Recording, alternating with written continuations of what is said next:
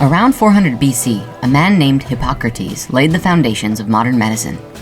He believed that the human body had an innate capacity for self-healing, with the highest form of medicine to the body being everything that we put into it. Let food be thy medicine became a Hippocratic oath, which is still recited by medical doctors today. Over the course of history, our modern approach to treating illness has changed dramatically. Today, doctors receive little, if any, training in nutrition. We have a system revolving around a pill for every ill, and the healthcare system fights to keep it that way. Heart disease and cancer are the two top killers in the US annually. Additionally, roughly 39,000 people die due to unnecessary surgery and other hospital errors. 80,000 people die due to other infections, and 106,000 people die due to adverse drug reactions. The biggest question is, why is this happening? Why are we trapped in this system? How can we untrap ourselves? When we look at all of the data under the lens of science, the correlations that we find are absolutely jaw-dropping.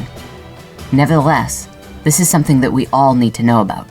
So let's talk about it.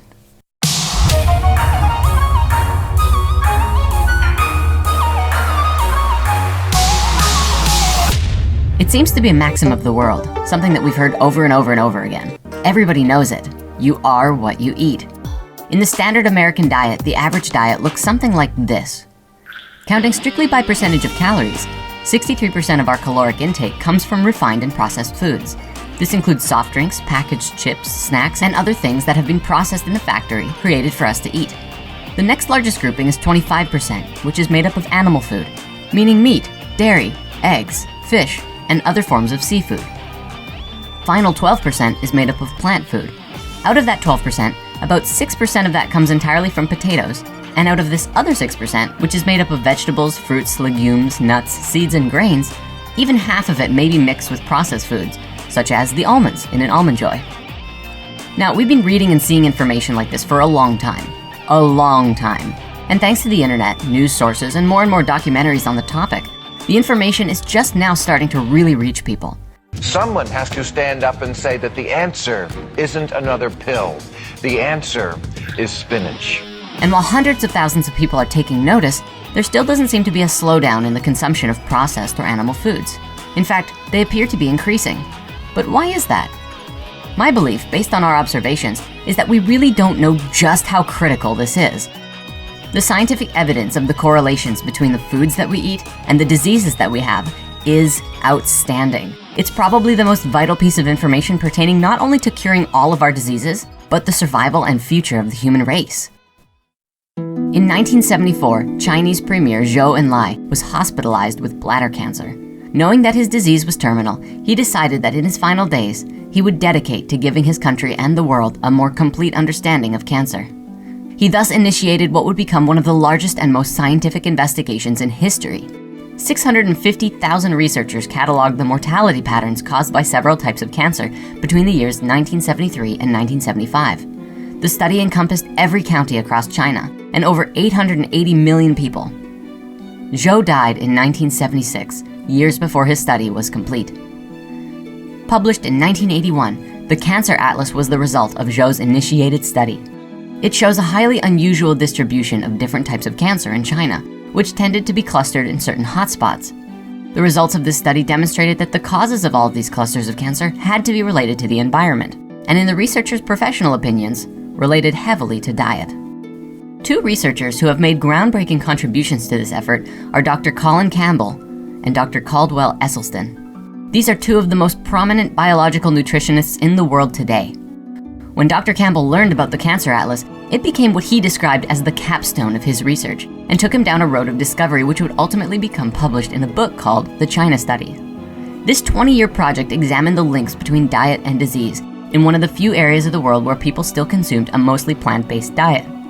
Dr. Campbell teamed up with Chinese and British researchers who went into 65 counties in rural China, finding out what 6,500 people ate and how they lived. They also took urine and blood samples. It took them years to analyze and correlate all of this data. In 1990, the China Study was published, which identified over 94,000 correlations between diet and disease. The study was published with countless tables and charts presenting the raw data which had been accumulated during the study. Then, this information was cross-referenced in multiple ways to demonstrate its reliability. and to show how it linked with the 367 variables that the study examined.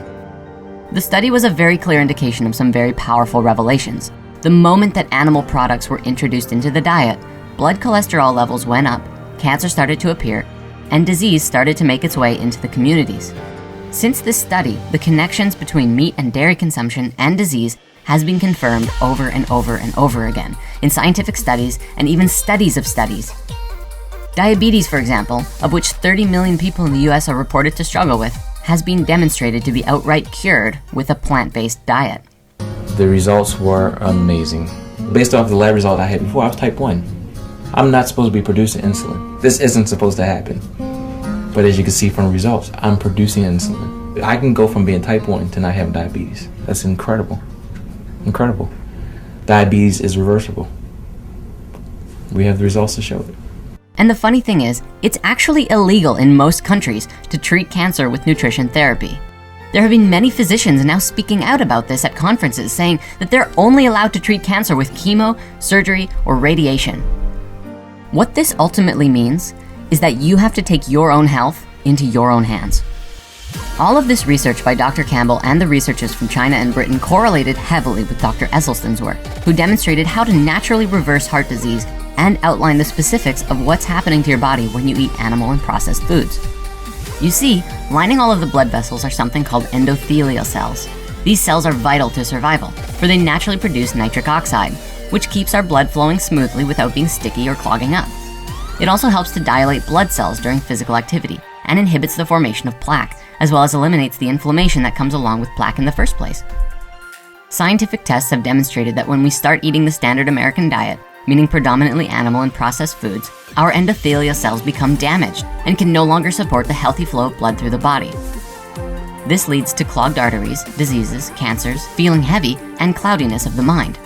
And at the top level of all of this research, it really shows that a plant-based diet is beneficial for human health, and an animal or processed food-based diet simply is not.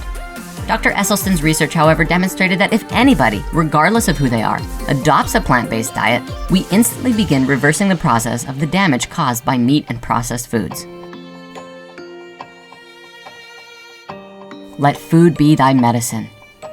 According to new research on the standard American diet, today only between 6 and 12% of the foods that we eat come from plant-based sources. Sickness is abundant in the world, but there is something we can do about it. We have to change our own lives, and we have to do it by changing what we're putting into our bodies. If we continue to eat a predominantly animal and processed food-based diet, we will destroy ourselves.